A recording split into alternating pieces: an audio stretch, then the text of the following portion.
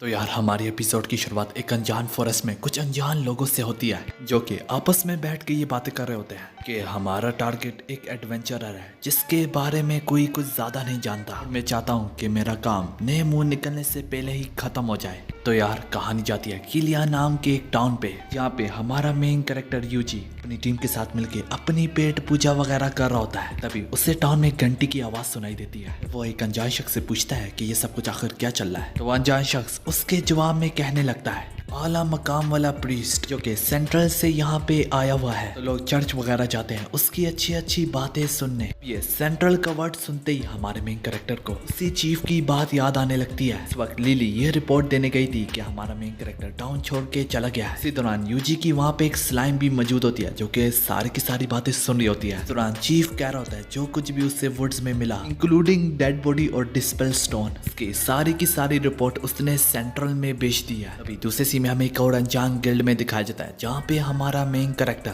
सी adventurer guild को join करना चाह रहा होता है। शुरू में तो रिसेप्शनिस्ट काफी नखरे वगैरह करती है। जब वो उसके कार्ड की बैक साइड देखती है वो तुरंत से यूजी की ज्वाइनिंग रिक्वेस्ट को कबूल कर लेती है कि यूजी के कार्ड में ये तो वाज़ेह होता है कि उसके पास ट्रैकिंग एबिलिटीज है। हालांकि इन गिल्ड वालों को ट्रैकिंग एबिलिटीज वगैरह की सख्त जरूरत है, तो यही वजह से वो बिना क्वेश्चन किए बगैर उनको और उनकी रिक्वेस्ट को कबूल कर लेते हैं। जब उन्हें एनिमी की दिशा मालूम हो तो लोग भी कम मरेंगे। तो हाँ यार, इसी तरह यूजी इस एडवेंचरल गिल्ड को ज्वाइन कर लेता है। इस सब के बाद वो रिसेप्शनिस्ट हमारे मेन कैरेक्टर यूजी से मजीद बोलती है क्या तुम गिल्ड की किसी रिक्वेस्ट पे काम करना चाहोगे। इन सब में 3 बंदे यूजी को अप्रोच करते हैं जिनमें से एक का नाम रूडियस होता है जो कि वो यूजी को ऑफर करते हैं कि वो इनकी पार्टी को ज्वाइन करे। इसी पार्टी की एक लड़की उससे अपना नाम टीना बताती है यार, और तीसरी भी लड़की होती है जिसका नाम लिसा होता है। सभी के नाम सुनने के बाद यूजी उन्हें अपना नाम बताते हुए मजीद बोलता है ये मेरी पहली पार्टी होगी जिससे मैं ज्वाइन करूंगा, मैं एक टेमर भी हूँ। जिस पे रूडियस कहने लगता है हाँ टेमर, ओए क्या तुझे पता है कि लड़ाई भी कैसे करते हैं। यहाँ पे मैं किसी ऐरे गहरे के पीछे नहीं भाग रहा। तो लीटा आगे से कहने लगती है पर तुम तो ट्रैकिंग में भी अच्छे हो हाँ ना। लीटा की लाइन को सपोर्ट करते हुए लिसा आगे कहने लगती है वैसे भी हम सिर्फ और सिर्फ छानबीन के लिए जा रहे हैं, इसका मतलब हम मॉन्स्टर से लड़ने के बजाय उन्हें अवॉइड करना चाहते हैं। और मैं बता दूं इस काम के लिए हमें ट्रैकिंग एबिलिटी वाला ही चाहिए। जहाँ तक कंप्लेनिंग की ही बात है तो यहाँ पे तो मैं सिर्फ और सिर्फ रूडियस की ही करना चाहूंगी। इस बात से दोनों लड़कियां सहमत होकर कहने लगती है हमारे बारे में कुछ अच्छी अफवाह सुनने को नहीं मिल रही। हमारे बारे में सुनने को मिला है कि तुम्हारी पूरी की पूरी टीम तुमसे भाग जाती है, इसके चलते ही लापता हो जाती है। कि रूडिस इस बात से खुश ना होता और वो कहता हर चीज पे कान मत ठहराया करो। वैसे भी इन सारी बातों से तुम दोनों का क्या मतलब, क्या तुम दोनों मुझे निकाल ले हो। खैर यार, उन तीनों को इस तरह बातें करता देख के यूजी को अपनी पिछली जिंदगी याद आने लगती है। इसमें सभी लोग इसी तरह आर्ग्यूमेंट कर रहे होते हैं। खैर यार, लीटा और लिसा दोनों एक ही बात से सहमत होकर कहने लगते हैं अगर तुम यूजी को हमारी टीम को ज्वाइन करने दोगे तो हम तुम्हें लात नहीं मारेंगे। आखिर इतना कुछ सुनने के बाद रूडिस अपने दिल पे पत्थर रख के उनकी बात मान ही लेता है। दूसरे सीन में हमें दिखाया जाता है उनकी पार्टी गिल्ड की टेकन रिक्वेस्ट पे काम करना शुरू कर डालती है। इनका काम होता है कि अर्थ ड्रैगन को ढूंढना है कि वो कहाँ पे छुप के बैठा हुआ है। हालांकि हमने इससे जरा भी नहीं लड़ना, वो बहुत पावरफुल क्रीचर है, अपनी आंखें खुली ही रखना। लीटा बताती है कि रूडिस सबसे आगे होगा और लीटा खुद दरमियान में होगी। लीटा के पीछे लिसा होगी। अलबत्ता यूजी सिर्फ और सिर्फ एनिमी को ट्रैक ही करेगा। इसी बारे में सोचते सोचते यूजी अपने प्राउड वुल्फ से कम्युनिकेट करते हुए कहने लगता है मुझे इस सिचुएशन के बारे में बताओ। इस पे प्राउड वुल्फ कहने लगता है अभी तो फिलहाल कुछ भी नहीं दिख रहा। खैर यार, हमारा मेन कैरेक्टर स्लाइम्स के पूछने पे बताने लगता है कि अगर कोई दुश्मन मिल भी जाए तो उस पे टूट मत पड़ना। इस सब में प्राउड वुल्फ तुरंत से अपने सामने कुछ मॉन्स्टर्स को पाते ही फौरन से यूजी को बता भी देता है। कम्युनिकेट करने के बाद यूजी अपनी पार्टी को बताने लगता है 2 किलोमीटर की दूरी पे वुल्फ जैसे मॉन्स्टर्स तुम अपने सामने पाओगे। सुनते ही सारे के सारे चौंक जाते हैं कि आखिर इतनी दूरी से कैसे किसी को डिटेक्ट कर सकता है। यार, रूडिस तुरंत से उसी दिशा में भागने लगता है ये देखने के लिए कि चलो देखते हैं कि इसके ट्रैकिंग स्किल आखिर कितने काम के हैं। रूडिस के भागते ही सारे लोग उसके पीछे भागने लगते हैं। 2 किलोमीटर की दूरी के बाद वो तुरंत से अपने सामने वाकई में मॉन्स्टर्स को तो पाते हैं लेकिन 4 को पाते हैं। यूजी कहता है कि 5वां वाला जो मैंने कहा था वो ऊपर बैठा हुआ है। तो वो मॉन्स्टर वुल्फ जैसे ही नीचे तुरंत से हमले करने के लिए आगे बढ़ता है। यूजी उसकी जान को न छोड़ने के लिए तैयार बैठा होता है लेकिन इससे पहले ही रूडिस ही उसका काम तमाम कर देता। सबके बाद बाद वो चारों वुल्फ को एक एक करके मार डालता है। सब कुछ देख के यूजी भी अपने दिल में कहता है वाह, ये तो वाकई में काफी अच्छा है। इसी तरह वो लोग दोबारा से आगे बढ़ने को ही जा रहे होते हैं कि रूडिस कहने लगता है यूजी, मैंने तुम्हारे बारे में अपना फैसला बदल दिया है। सब कुछ प्राउड वुल्फ और कुछ स्लाइम दूर से ही बैठ के देख रहे होते हैं। इस पे बाकी स्लाइम्स कहने लगते हैं वैसे तो वो भी उन्हें काफी आसानी से हरा सकते थे। यूजी आगे से कहता है कभी कभार ये देखना भी अच्छा होता है कि तुम्हारे साथी आखिर वो किस काबिल है। इसी तरह वक्त गुजरता रहता है और ढूंढते ढूंढते रात हो जाती है। इसमें वो लोग अपने रास्ते से हट के कहीं दूर टेंट लगा के बैठे हुए होते हैं। यही वजह से यूजी रूडिस से सवाल करते हुए कहने लगता है आखिर तुमने हमें अपने रास्ते से हटा के यहाँ पे क्यों टेंट लगाया। तो यार रूडिस उससे कहने लगता है तो यार अगर तुम छोटे ग्रुप में हो तो इसी तरह साइड पे हट के टेंट लगाया जाता है। लीसा उसे मजीद एक्सप्लेन करते हुए कहने लगती है जंगल के बीच में चलने का रास्ता है, वहाँ से डाकू का भी गुजर हो सकता है। हाँ, यही वजह से टेंट हमने उन रास्तों से हट के लगाया है। सबके बाद खाना खाते खाते टीटा और लीसा यूजी से पूछने लगते हैं कि आखिर तुम ट्रैकिंग में इतने काबिल कैसे हुए। इसके जवाब में हमारा मेन कैरेक्टर कहता है उसने खुद ही सीख लिया। अलबत्ता इस बात पे दोनों लड़कियां यकीन न करती और वो कहती ये तो शायद इम्पॉसिबल है, तुम जरूर हमसे कुछ छुपा रहोगे। तभी रूडिस आगे से कहता है बहुत हो गया, तो आगे कि हम लोग थोड़ा रेस्ट कर ले, हम बारी बारी हाई नजर रखेंगे। सबसे पहले टीना और टीना के बाद मैं नजर रखूंगा, इसके बाद यूजी और फिर लीसा। थोड़ी देर बाद सारे लोग सो जाते हैं। यहाँ पे यूजी को ये ख्वाब आने लगता है कि वो आखिर कैसे इस वर्ल्ड में एंटर किया था। खुद को एक अनजान जगह पे पाता जहाँ पे यूजी को खुद नहीं पता होता कि वो कैसे यहाँ पे आया। उससे कोई बात मालूम भी होती तो सिर्फ और सिर्फ ये होता कि वो ऑफिस में काम कर रहा था। इसी तरह वो अपनी आंखों के सामने एक स्क्रीन टाइप मेन्यू पाता, हालांकि वो मेन्यू बिल्कुल गेम स्टेटस की तरह होता।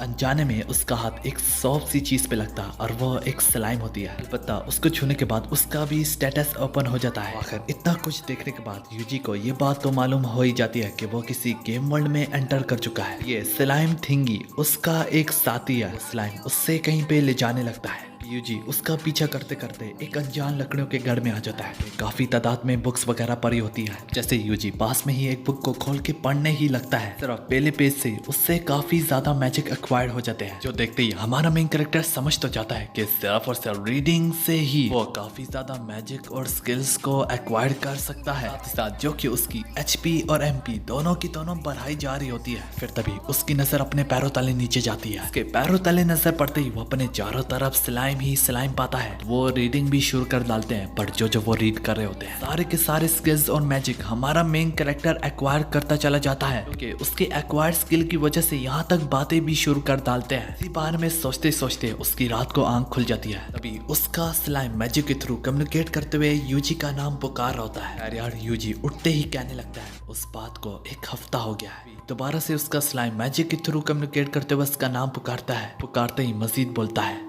रूडिस अपनी निगरानी की जिम्मेदारी में कहीं पे जाने लगा है, क्योंकि रूडिस का पीछा प्राउड वुल्फ और कुछ स्लाइम वगैरह कर रहे होते हैं। यूजी के पास कुछ और स्लाइम आके कहने लगते हैं टीना और लीसा भी अपने टेंट में मौजूद नहीं है, जो कि टीना और लीसा दोनों के दोनों उसका पीछा कर रहे होते हैं। यार लीसा कहती है हमें शायद यूजी से भी मदद मांगनी चाहिए, पर टीना इस बात से इनकार कर देती है। टीना के मुताबिक यूजी एक फाइटर नहीं है, सिर्फ और सिर्फ डिटेक्ट करता है एनिमी को। जैसे जैसे वो ये कह रही होती है यूजी की स्लाइम भी उसके काफी करीब मौजूद होती है। इसके थ्रू यूजी उसकी सारी की सारी बातें सुन रहा होता है। तभी रूडिस को कुछ झाड़ियों में हलचल महसूस होती है। हलचल को महसूस करने के बाद रूडिस तुरंत से उधर नाइफ फेंकता है कि हमारा स्लाइम बस लगते लगते बच जाता है, क्योंकि वो मोस्ट्रस स्टेल्थ का यूज करता है। यूज करते वो वहां से खिसक लेता है। यार रूडिस अपनी नाइफ लेते ही वहां से दोबारा से भागना शुरू कर डालता है, जिसके चलते टीना और लीसा भी दोबारा से उसका पीछा करना शुरू करते हैं। अलबत्ता उनका पीछा प्राउड वुल्फ भी कर रहा होता है। तो यार अब जैसे जैसे रूडिस एक जगह से गुजरने लगता है, वहाँ पे काफी ज्यादा ट्रैप पड़े होते हैं, जिसे रूडिस बड़ी आसानी से पार करते करते अपने साथियों से जा मिलता है। और ये वही लोग होते हैं कि हमें एपिसोड के शुरू में दिखाए गए थे। यार रूडिस उन्हें दो लड़कियों का जिक्र करते हुए कहने लगता है दो लड़कियां काफी हाई प्राइस में जाएगी और उनके साथ एक लड़का भी है, और उस लड़के को छोड़ दो क्योंकि वो वैसे यहीं पे मारा जाएगा।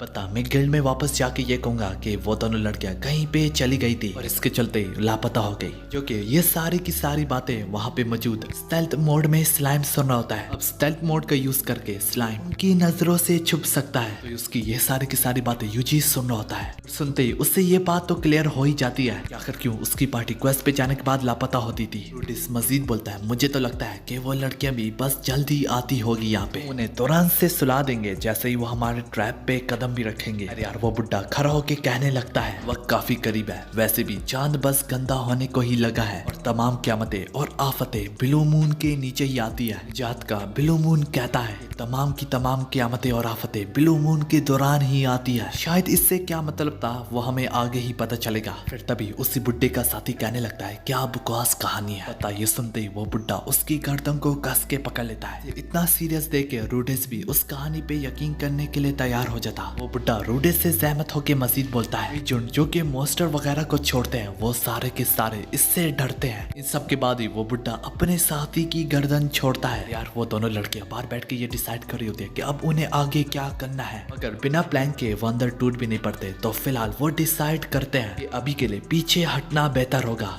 जैसे जैसे वो आगे बढ़ रहे होते हैं वो उनके एक ट्रैप पे पाँव रख देते हैं। ट्रैप सिर्फ और सिर्फ इसलिए बनाए गए होते हैं ताकि वो शोर करे। उनके टकराते ही से उन्हें ये बात तो मालूम पड़ जाती है कि बाहर कोई आया है। आवाज सुनते ही रूडिस और सारे बंदे बाहर भागने को लगते हैं। उनके बाहर निकलने से पहले ही टीना और लिसा दोनों नीचे होके बैठे हुए होते हैं। तो उन्हें ये बात मालूम होती है कि अब ज्यादा देर नहीं लगेगी उन्हें ढूंढने में। फिर तभी प्राउड वुल्फ पे सवार कुछ स्लाइम्स वगैरह एक दूसरे पे चढ़ जाते हैं और काफी अंधेरे की वजह से उन लोगों को एक मॉन्स्टर्स का रूप मिल जाता है। ये देख के रूडिस के तमाम साथी जूल में लड़ाई झगड़ों में ना पड़ना चाहते होते, यही वजह से वो फिलहाल के लिए अंदर चले जाते हैं। तभी टेंट में बैठा यूजी प्राउड वुल्फ से कहने लगता है तुम्हारा काम बढ़िया था। इस सब में यूजी को स्टेटस में 3 मूव दिख रहे होते हैं। वैसे तो तीनों के तीनों काफी बढ़िया होते हैं, उनमें से यूजी सबसे कमजोर वाला यूज करता है। स्लाइम उन टेंट्स के करीब बढ़ने लगती है और उस दौरान टीना और लिसा की भी नजर पड़ती है और वो देखते ही समझ जाते हैं ये स्लाइम वगैरह तो हर वक्त यूजी के पास होते हैं जो कि उसके कंधे पे बैठे हुए होते हैं। स्लाइम जैसे ही टेंट के करीब बढ़ता है यूजी फ्रीज बैरियर का यूज करता है। इसके चलते वो बाहर से पूरे के पूरे टेंट को जमा देता है। यहाँ तक ये देख के यूजी खुद भी हैरान हो जाता है कि यार ये तो कमजोर होने के बावजूद भी काफी स्ट्रॉन्ग मूव था।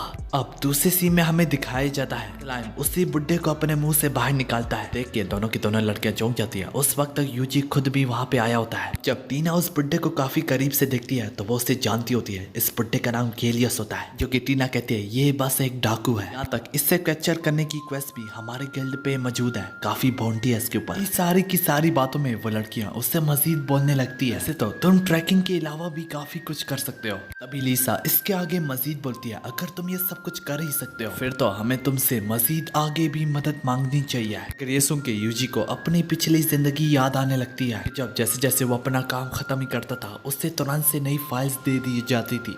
इसी के बारे में सोचते हुए यूजी दिल दिल में कहने लगता है मुझे लोगों का भरोसा इतना नहीं जीतना चाहिए। इन्हीं सब में वो लड़कियां मजबूर हो जाती है वापस टाउन जाने पे, क्योंकि अब ये लोग अपनी पार्टी का फाइटर खो चुके हैं। और हमारा मेन कैरेक्टर उन्हें कहता है इतनी जल्दी क्या है, अगर हम अपनी स्लाइम्स का यूज करें तो हम काफी फाइट से बच सकते हैं। आगे यूजी अपने दिल में मजीद बोलता है ये दोनों दिखने से तो भरोसे के काबिल लगती है। जैसे जैसे ये सुन के वो दोनों लड़कियां अच्छा सा टेंट के लिए स्पॉट ढूंढने लगती है। इसी में हमारा मेन कैरेक्टर स्लाइम को एक जबरदस्त तरीके से हवा में फेंकता है। काफी ऊपर जाने की वजह से स्लाइम को एक अच्छी सी बीच में लकड़ियों की जगह मिलती है टेंट के लिए, और ढूंढते ही वो इसी जगह पे चले जाते हैं। सबके बाद अपने स्लाइम्स वगैरह का यूज करके फायर और टेंट जैसी तमाम अशिया को पूरा कर लेता है। वो दोनों लड़कियां तो सोने लगती है और हमारा मेन कैरेक्टर ऐसा रखने की जिम्मेदारी पे बैठा हुआ होता है। तभी उसे उस बुड्ढे की बात याद आने लगती है। ब्लू मून के दौरान ही सारी की सारी क़यामतें टूट आती है। देख के हमारा मेन कैरेक्टर उसी मून को घूरते हुए कहने लगता है आखिर कौन सी क़यामत की वो बात कर रहा है। आनी जाती है एक अनजान जगह में एक अनजान शख्स पे जो कि उसी मून को घूर रहा होता है। हाँ यार यहीं पे हमारी एपिसोड खत्म होती है।